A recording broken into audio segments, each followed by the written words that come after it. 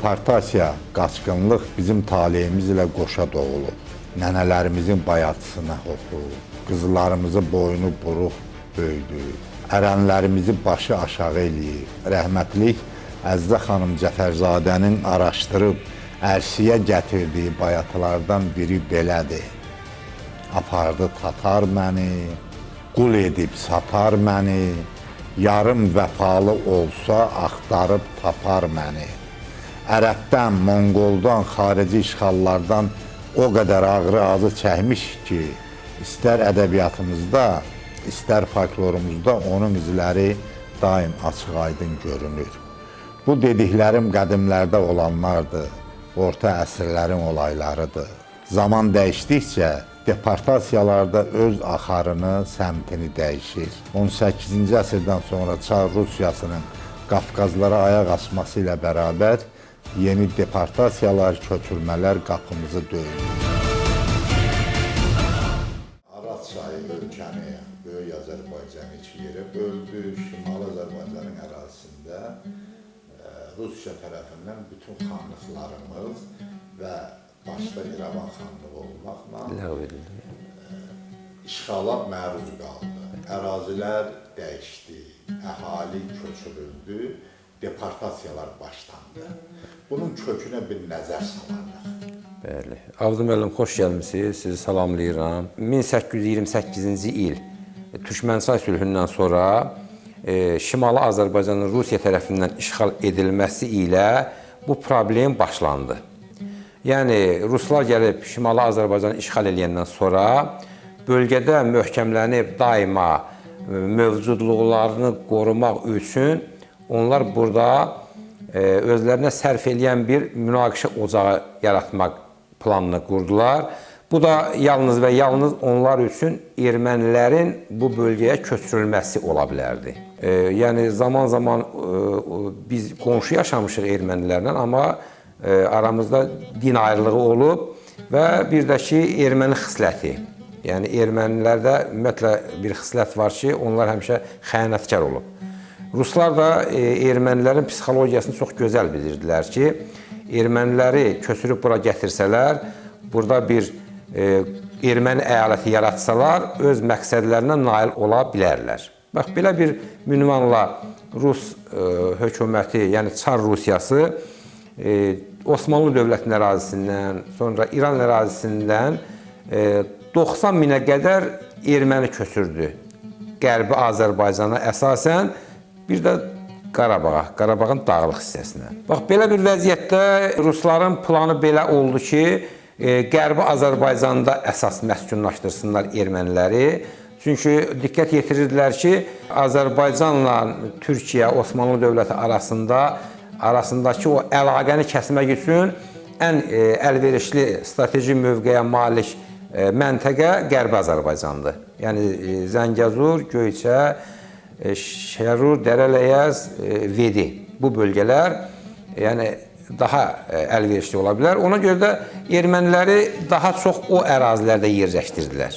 Və əvvəl birinci erməni əyaləti yaratdılar və erməni əyalətini yaradandan da sonra quberniyalar təşkil olanda İrəvan quberniyasını təşkil edilər. Və bundan sonra başladılar onlar öz ardıcıl o planlarını, siyasətlərini həyata keçirməyə.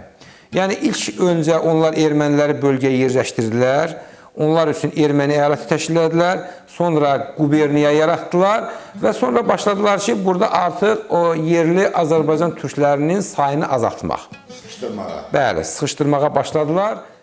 Gülüstan və Türkmənçay müqavilələrindən sonra Qafqazda, o cümlədən Azərbaycanda qanlı olaylar başladı. Bizi əsarətə alan Çar Rusiyası təbiidir ki, öz maraqlarını həyata keçirmək üçün yüz oyundan çıxdı. İrandan, Türkiyədən, Livandan yüzlərlə erməniləri soydaşlarımızın qədim ata-baba yurtlarında yerləşdirdi. Yerli sakinləri isə Azərbaycanın içlərinə doğru köçürdülər, deportasiyaya məruz qoydular. 1948-53-cü illərdə isə Qərbi Azərbaycanın dağlıq hissələrində yaşayan dinc əhali Muğana köçürüldü. Aran torpağına gətirildi, qırıq, salxaq vaqonlarda. Günlərlə yollarda əzab-əziyyətə düşar oldular. Nəhayət gəlib doğma Muğan torpağına, su qovuşana yerləşdilər. Təbii ki, ev-evə sığmasa da, el elə sığdı. Yerli əhali öz sinəsini geniş açdı doğma yurttaşlarına. Öz 2 otağından birini ona verdi. Qonaq üçün saxladığı yorğan döşəyi öz yurttaşlarına bağışladı və beləcə millət bir-birinə qaynayıb qarışdı. Yəni bunu da Çar hökuməti deportasiyanı birdən-birə deməli kütləvi eləmədi. Çünki o onlara da sərf eləmirdi.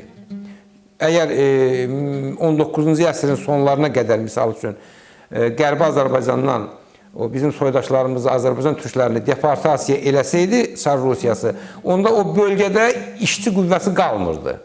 Bax, belə bir vəziyyətdə onlar özlərinə sərf eləyən istiqamətdə köçürmə siyasətini yürütdülər. Və zaman-zaman hissə-hissə sıxışdırmaqla ermənilərin sayını artırıb, bizim Azərbaycan türklərinin sayını azaltmağa başladılar. Və nəhayətdə gəlib zaman yetişdi, yəni Sovetlər İttifaqı zamanına, yəni Sovetlər İttifaqı qurulandan sonra, yəni daha doğrusu desək, yəni Bolşeviklər hakimiyyətə gələndən sonra Rusiyada, Sovet Rusiyası meydana gələndən sonra Ermənistanın ərazisini daha da genişləndirdilər.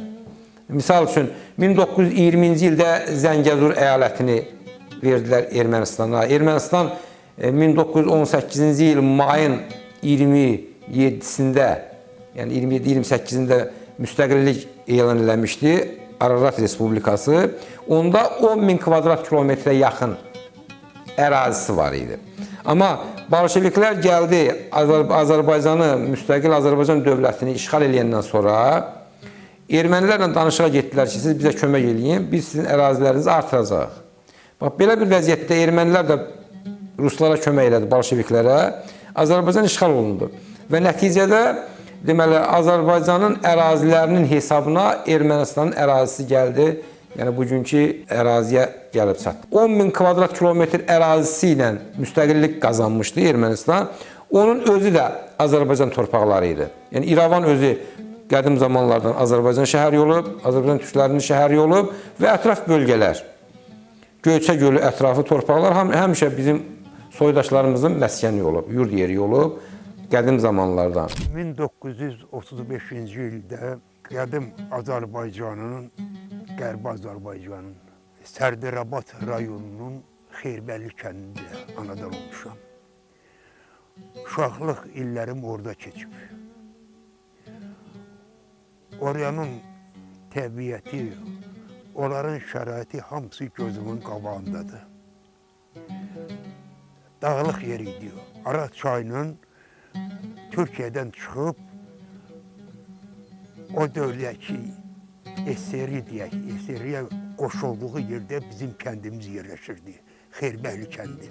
Ata-babalarımız tarixən orada yaşayıb. Oranın sakinlər olmuşdu. Kəndimizdə 6-7 ev erməni var idi. Qalanı hamısı Azərbaycanlılar idi. Təsərrüfatımız əsasən az miqdarda pambıqçılıq, taxıl bitkiləri və ən əsasısı bağçılıq idi. Müxtəlif meyvələr vardı. Demələr ki, meyvələrin hamısı bizim kənddə bitirdi. Bir dövr keçdi, bir də gördük kənddə adamlar peyda oldular. Gəlin Azərbaycana köçəyin. Azərbaycana gedəyin. Bunu Azərbaycanlılar deyir. Azərbaycanlılar da ermənilərin fitvasıyla. Demək, ermənilər bunları örgədib, bir neçə bu agent kimi kəndə salmışlar ki, gidək Azərbaycana. Azərbaycan bizim vətənimizdir, bura nəyimizdə lazımdır. Təbliğat aparırlar. Təbliğat aparırlar. Gəlin, gidəyin Azərbaycana. Bu cür, deməli, nətəri cəmaatı yerindən hürküdürdülər. Gidək, orada şərait yaradılıb, hər şey yaxşıdır. Amma arxalarında ermənilər dayanmışdı. erməni nümayəndələr gəlirdi, o erməni nümayəndələrin qarşısında. Nəhayət oradan nümayəndələr gəldi, ki, Azərbaycanın kəndlərini gəzdilər. Bizim köçməmiz haqqında iltizam alırlar, gedir ərizə alırlar ki, siz Azərbaycana gedirsiniz, getmişsiniz. Hər şey həll olunmuş, gedirik, dediler. Və vaxt gəldi, 50-ci ilin yay ayları idi. Bir gün maşınlar gəldi, 2 ailəni təsəvvürləyir bir mənim. Ondan qabaq deməli evlərin satılması, ermənilər köçürüb gətirdilər. Xaricdən ermənilər gəlmir. O erməniləri bizim mesela ehtiyat evlərində yerləşdirdilər. Bütün kənd evlərinin hamısında yeni erməni ailələri gəlmişdi. Türkiyədən de, Suriyadan idi, İrandan idi və o gəlmişdilər onlar. Evi qiymət ki elədilər. Bizim evlərimiz olurdu, hamısı daşdan, mülklər var idi.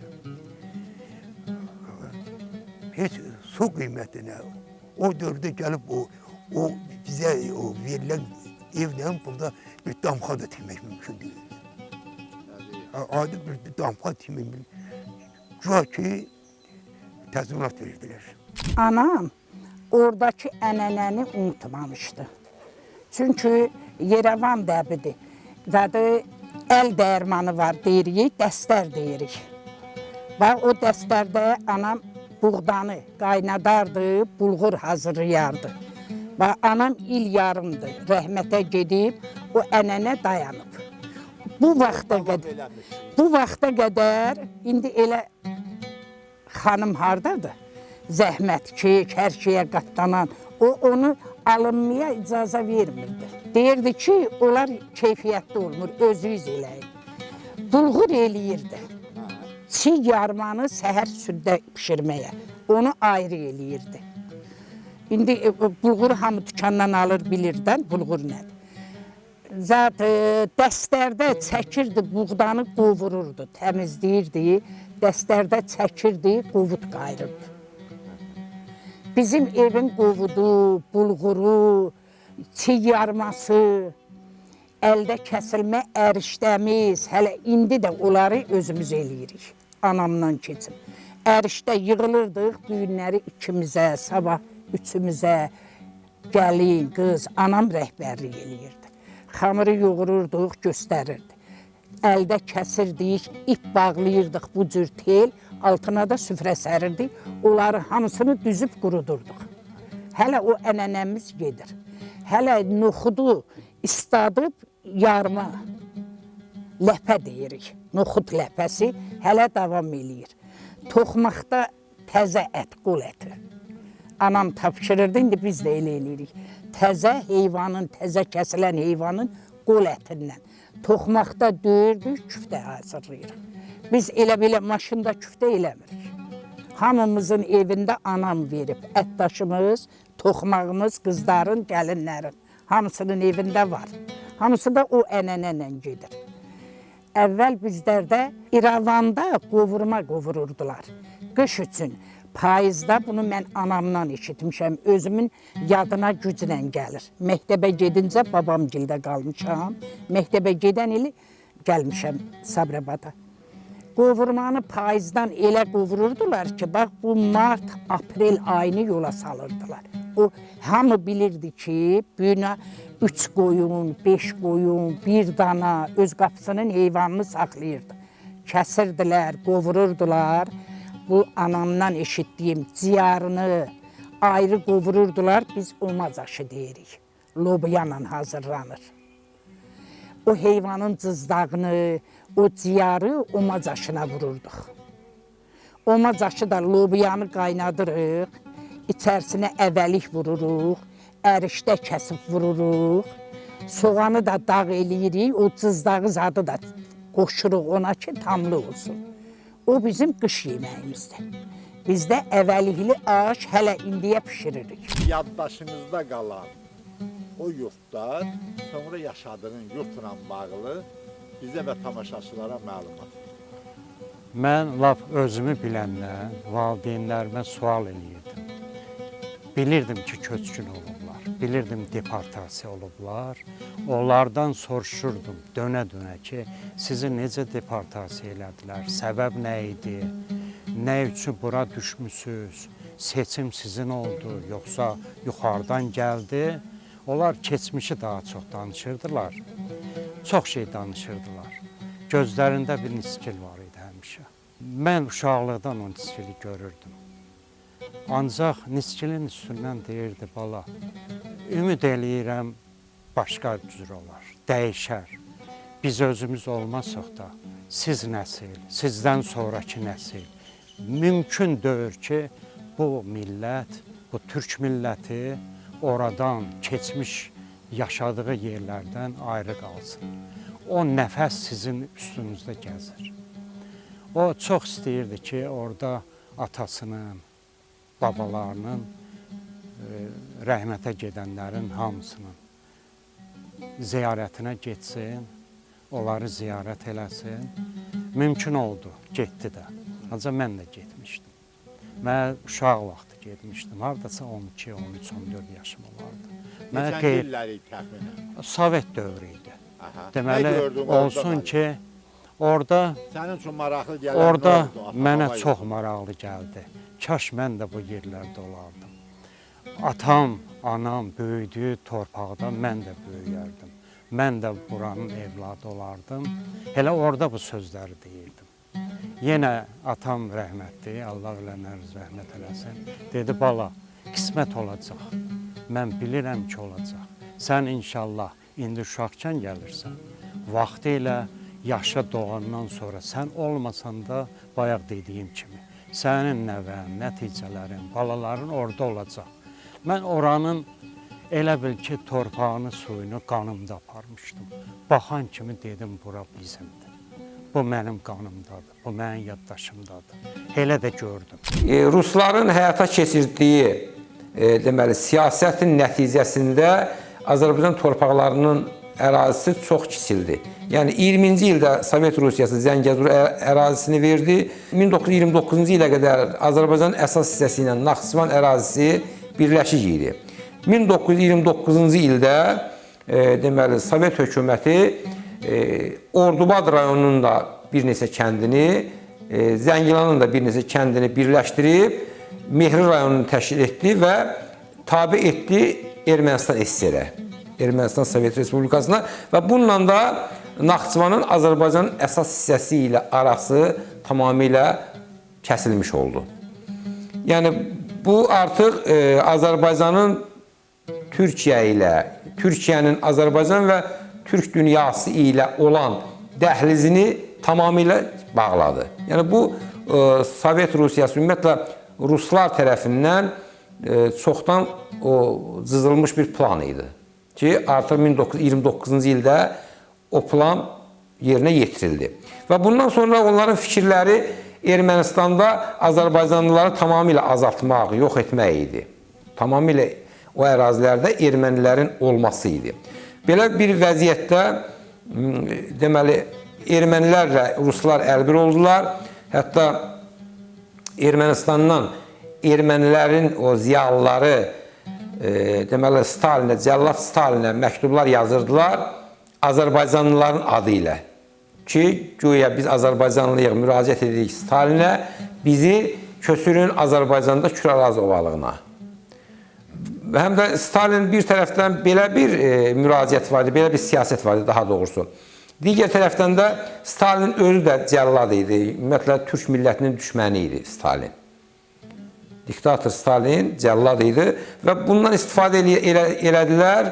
1948-ci il 23 dekabrda SSR Nazirlər Soveti 4083 saylı qərarı ilə Qərbi Azərbaycandan, yəni Ermənistan SSR-də yaşayan Azərbaycan türklərinin Azərbaycanın Kür-Araz ovalığına deportasiyası barədə qərarı imzaladı, qərarı verdi. Və bunun ardıca 1948-ci il martın 10-da növbəti SSR Nazirlər Sovetinin qərarı oldu və bu qərarla da deportasiya başlandı. 1948-1950-ci illərdə 2 il müddətində 100 mindən artıq Azərbaycan türkünü deportasiya etdilər. Amma 1948-52-53-cü ilə qədər 250 minə qədər Azərbaycan türkünü deportasiya etdilər Azərbaycanın Kür Araz ovalığına. Ki, güya burada pambıqçılığın inkişaf etdirilməsi adı altında. Amma əslində siyasət Ermənistanı Azərbaycanlılardan təmizləmək idi. Yurttaşlarımız Muğamda məskunlaşsa da fikirləri, xəyalları, doğulduqları ata-baba yurtlarında qaldı. Oranın axşamı ilə yatdılar, səhəri ilə oyandılar. Təmiz havasını, sərin bulaqlarını yadlarından, yaddaşlarından bir an silə bilmədilər. Yurd içində, el içində yurtsuz, yuvasız ağrı ilə qoşa qaldılar. İnsana ən böyük əzab onun məskunlaşdığı yurtdan, obadan didərgin salmaqdır. Bu əzabın tayı bərabəri yoxdur. İmperiya maraqları, dövlət siyasəti bu əzabı biz əzabkeşlərə çox ürəklə qıydılar. Ne diyeyim ay dede, ne diyeyim? Yaylaqda olmuşam, Ələyəzdə. Oradan da adımı qoyub atam rəhmətli yayla. Yaylaqda dünyaya gəldi. He. O vaxt tamam başqaydı. İndi bala tamam başqaydı. 25 il ögək qaynananla oturmuşam. 25 il ögək qaynananla oturmuşam, qaynatamla birkə. Hamımız bir yerdə, bir oğlu var idi, birkə olurdu. Belə nətər deyim, ürəyiniz nətər istəyir, o cür kasıbçılıq idi, yoxsulluq idi. İndiki devri Allah millətə çox görməsin. Yoxsulluq idi, bitər durandıq. Yaxşı idik. O vaxt yaxşı idi, qaynatıyı sayan var idi, qaynanıyı sayan var idi, hörmət var idi. İndiki cavanlar deyir, mənəm, vəssalam. Rəfiqələrindən kimlər var idi? O qədər rəfiqəm vardı. Mən 9 yaşından qalxoza qoşulmuşam Yerevanda. 9 yaşından qalxoza, çünki ailədə böyük mən idim. 2 qardaşım məndən balaca idi. Anam da xəstə oldu, onun dərdindən mən özüm qoşuldum. Dədəmin qohumu vardı, o arvad məni elə yanında hərrədi, pambıqçılıq idi, pambıqda.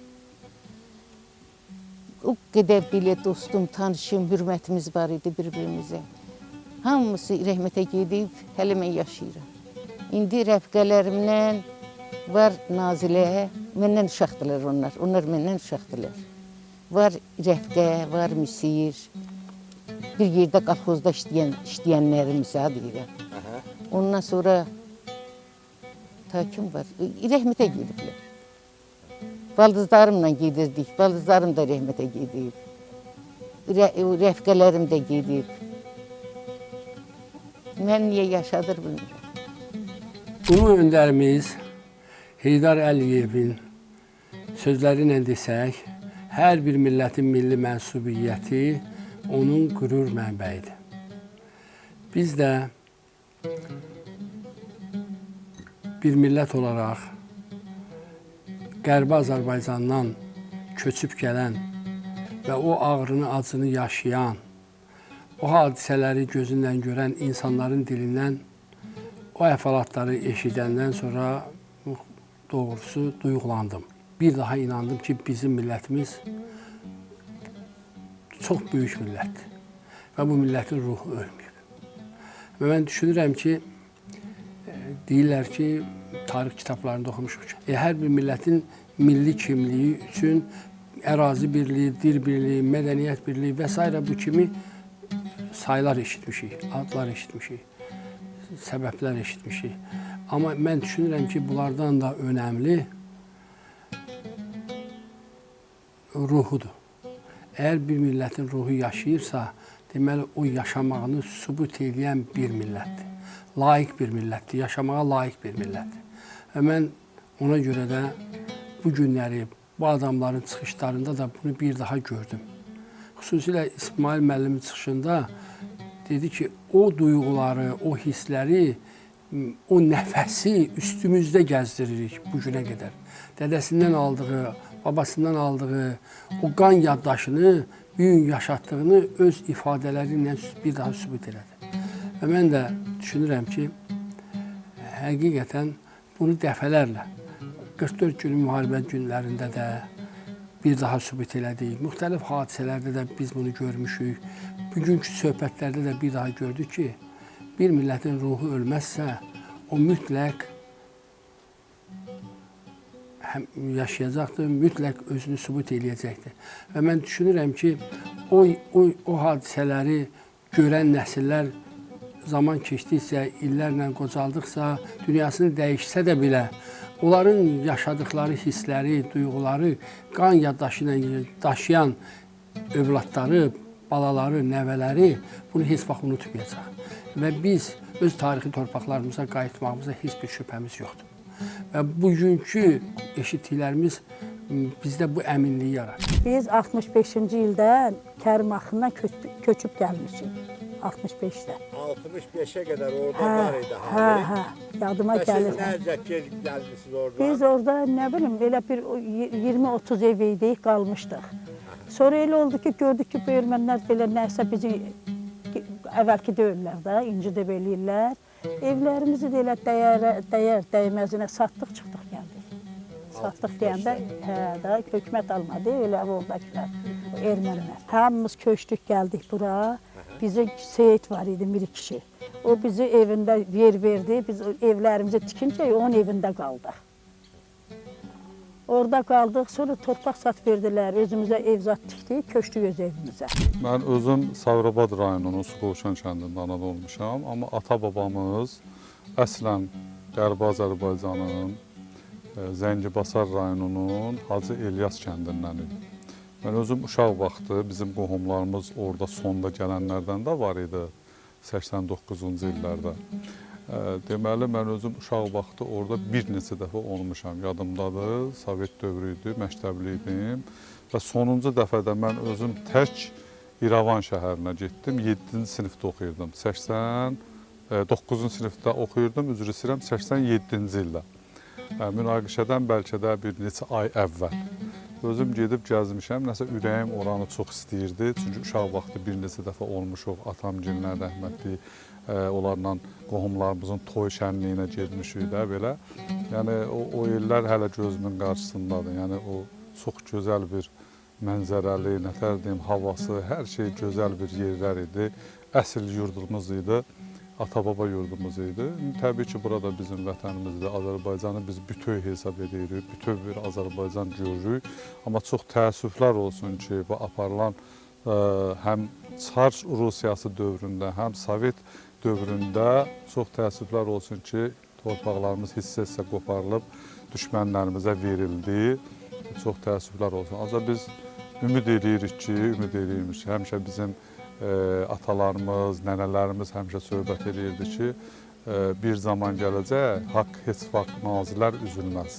Bir zaman gələcək, millət öz torpaqlarına qayıdacaq, Azərbaycan bütövləşəcək. Biz onu artıq bir neçə il bundan qabaqdan bəri görürük, hiss edirik və bizim ölkəmizin dövlət başçımız, cənab prezidentimiz İlham Əliyevin apardığı siyasət, uğurlu siyasət bizi buna deməyə əsas verir. Ali Baş Komandan başda olmaqla Azərbaycanın müzəffər ordusu o böyük həsrətə bizi son qoydu və torpaqlarımız erməni işğalçılarından azad olundu. Allah cəmi şəhidlərimizə rəhmət eləsin, cəmi ordumuzu Allah qorusun, döyüşçülərimizi qorusun. Və mən də elə bu Sabirabadda Vətən Müharibəsi Veteranları İctimai Birliyin rayon şöbəsinin bir rəhbəri kimi, özüm 1-ci Qarabağ qazisi kimi, yəni bu işlərin içindəyəm və çox gözəl bilirəm ki, bu nə deməkdir, vətən həsrəti nə deməkdir.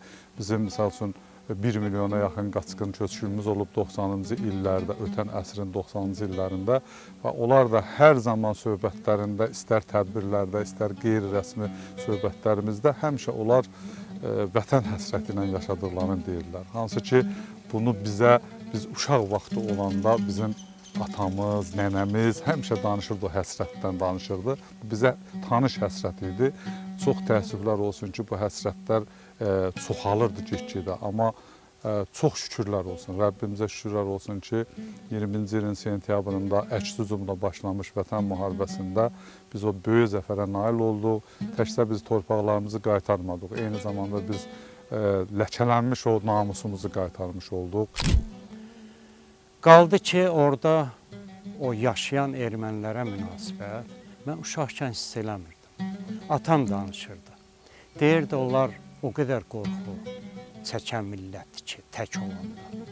Biz İrəvana yaxınıq, orada da bizim nəsil böyük nəsil olub, Salahovlar nəsli. İndi onların çox bir qismi Gəncədə yaşayır. Böyük bir nəsildirlər. O nəsil söhbətindən kənara çıxıb deyirdi ki, biz Azərbaycanlılar orada gəzəndə ermənilərə heç bir ziyanlıq gətirmirdik. Ancaq onların xislətində bir qorxu var idi ki, bunlar bizdən güclüdür. Şəhərdə deyir, gəzəndə bizdən aralı gəzirdilər ki, İrəvanın özündə. Birdən yanaşarıq, bunlar bizə pis baxar. O dərəcədə onlar ehtiyat edirdi.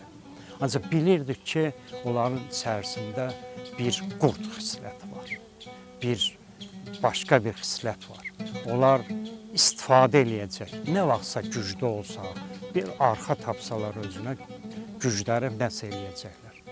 Tarix deyir, göstərdi ki, elə də oldu. 1905-ci ildə eləmişdilər, 1918-də eləmişdilər. Biz gözləmirdik hələ. Qəfil dəyişdi hər şey. O vaxt bilmirdik ki, bu Moskvada həll olunub. 48-50-də başladılar bizi köçələməyə. Bizim kənddə hər meyvə var. Dağ yeri idi, havası yaxşı, su yaxşı, nə deməyim. Yeməyə zadı, hər şey yaxşı idi. Vallahi bizim kənddə erməni az idi. Biz Türkiyənin, biz qabaq-qabaq aydıq. Çay suyu gedirdi. Kəndin adı nə idi? Bağçalar. Ancaq meyvə. Suvarırdılar, yığırdılar, nə bilim mən. Yığıb qurudurduq, ərizadı. Apardılar dağlara, vaxt dağ deyir, Kürdlər tərəfə. Qurusuna ha, aparıb kişilər satırdı. Dolanışıq nədir? Dolanışıq yox şey. Belə qana gəldi birinci. Onda sakitlikdi. Biraz yaşadıq, gördük su, havası, heyvan kimi aparmışlar. Götürmür, qayıtdıq geri. Onda yox idi da öz yerimizə. Ha, demirəm, ora Türkiyənin qabaq-qabağı, bir dənə arpa çayı axırdı. Türkdən qorxurdular. Hər nəsə söz-söhbət onda yox, sakitlikdi. Qayıtdıq geri, bir ilə kimi, 2 ilə kimi yaşadıq öz yerimizdə. Bir də sonra gördük, qırışıqdı, çıxdıq. Bu danışan qadınlar, ağbirçəklər, ağsaqqallar illərlə bu həsrəti, bu ağrını sinələrində qovurublar. Demək olar ki, bu insanların hər biri Qərbi Azərbaycanın ayrı-ayrı coğrafi məkanlarından gəlib Muğamda yurt yuva sahibi olublar. Əksəriyyəti isə Sərdarabad rayonunun sakinləridir. Qaçqınlıqdan, yurt itirməkdən 70-80 il vaxt keçsə də, dədə-baba obalarındakı hər incə məqamı dəqiqliklə xatırlayırlar. Havasından, suyundan tutmuş, mətbəxinə qədər hər bir detalı çox dəqiqliklə yada salır, təəssüflənirlər. Neynəsinlər ki, gücü heç nəyə çatmayan insana xatirəni çevirməkdən başqa bir yolağa qalmır. 2 ailənin bir maşına, balaca palturka maşınlar deyirdilər o dövrdə. Onlara yığdılar, gətirirlər. O Arak stansiyasında yük vagonları gözüdür.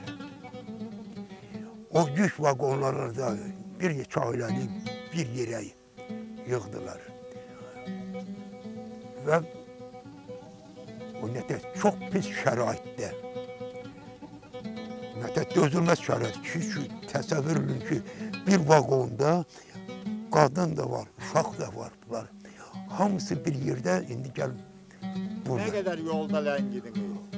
Təsəvvür edin ki, oradan deməli Naxçıvandan bura harsası 400 kilometrdən çoxdur.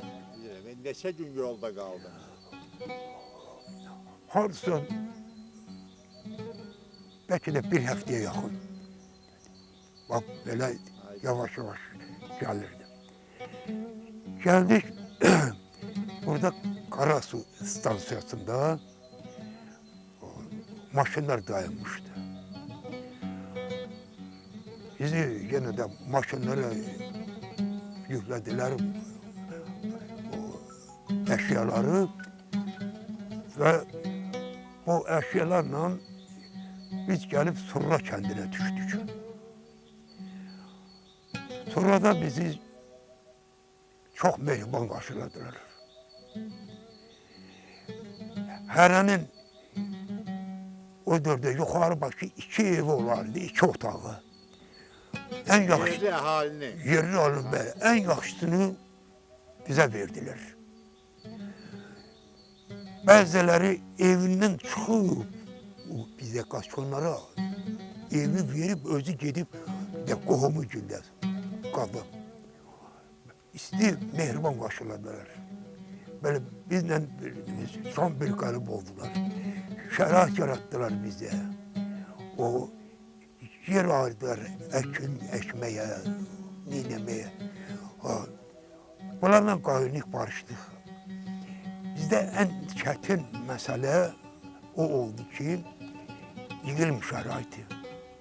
Biz dağlıq ərazidən, sərin yerdən gəlmişdik. O bulaqlardan. Burada isə dəhşətli istilərlə qarşılaşdıq. Qalxozdan payımıza düşən malqaranı da ki, bir dənə malqara özümüzün heyvanının biri də qalmadı. Hamısı tələf oldu.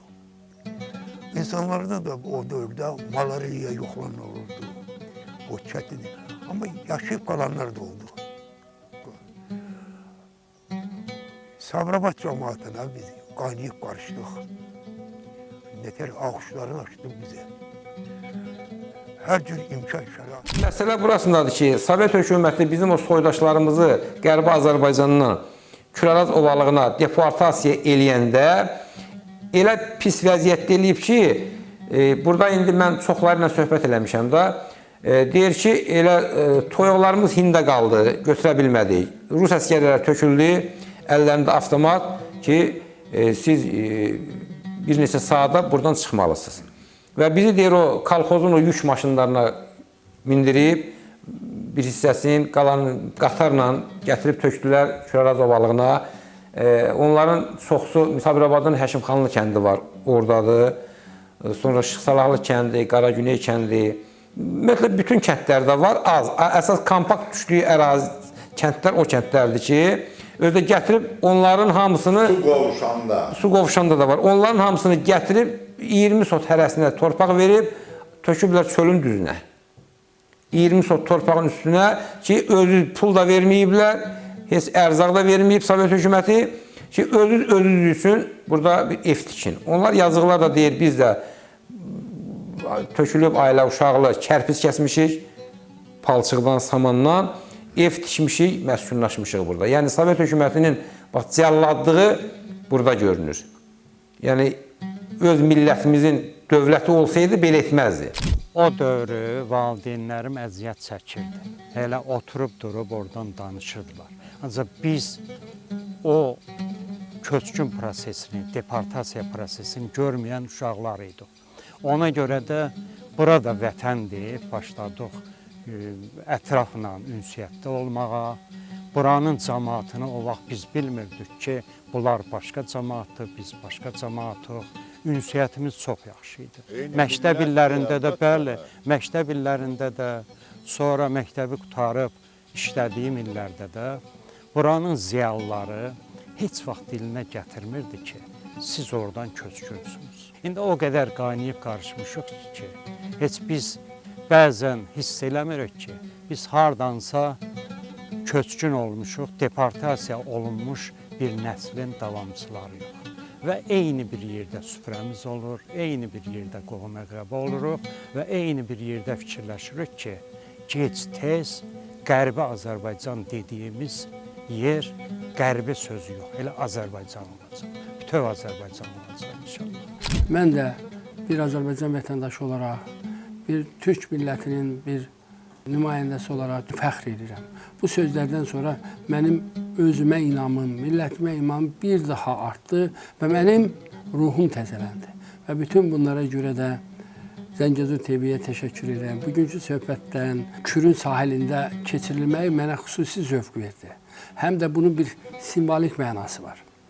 Axı bizim burada bildiyiniz kimi bu coğrafiyada Kür və Araz sayları qovuşur. Və bura Mil, Muğan və Şirvandır. Yəni Kür və Araz saylarının arasında qalan torpağa Mil, Kür çayının sol sahilinə Şirvan, sağ sahilinə Muğan deyilir. Və buna üstünə bir yerdə deyirlər Aran. Aran, yəni bəzən də belə deyirlər, ərənlərin yaşadığı bir ölkə mənasına gəlir. Bir diyar, məkan mənasına gəlir. Bu millət bura köçəndə onları belə xoşluqla, mehribançılıqla qarşılayıb, onların o vaxtlar kasıb yaşayan bir əhalinin 2 otaqlı evinin birinin gələn qonaqlara verməyi, hələ özü də bilinmir, 1 gün qalacaq, 5 gün qalacaq, 1 il qalacaq, 5 il qalacaq, nə vaxt özünə ev düşəcək, ev eşiyi olacaq, yurd olacaq. Amma ona baxın, bu cür qucaq açmaqları, bu da bir daha millətin ruhundan, böyüklüyündən xəbər verir. Əsrin əvvəllərində 1905, 7, 18-ci illər, ondan sonraki bu deportasiya dövründə də hətta söhbətlər olurdu ki, o köçürülən zamanlarda da bizim şəhidlərimiz olurdu. Bəzən vətənindən çıxmaq istəməyənləri onu Sovet ideologiyası qoymurdu üzə çıxmağa. Amma onlar düyə-düyəmi, belə necə deyim, ölən, şəhid olanlarımız, dünyasını dəyişənlər olub deportasiya vaxtlarında. Və bütün şəhidlərimizin qanı yerdən götürüldü. Biz buna görə Allaha şükür edirik və şəhidlərimizin ruhuna biz minnətdarıq buna görə. Havalar durulur deyəsən, əyri qarın ətəyindən həzin yaz küləkləri əsir. Yurtlardan, doğma el-obadan gələn ilıq bahar mehi deyəsən qaçqın və köçkün yurttaşlarımızın ruhunu oyadır. Təki xeyirliyə olsun deyilənlər, eşidilənlər.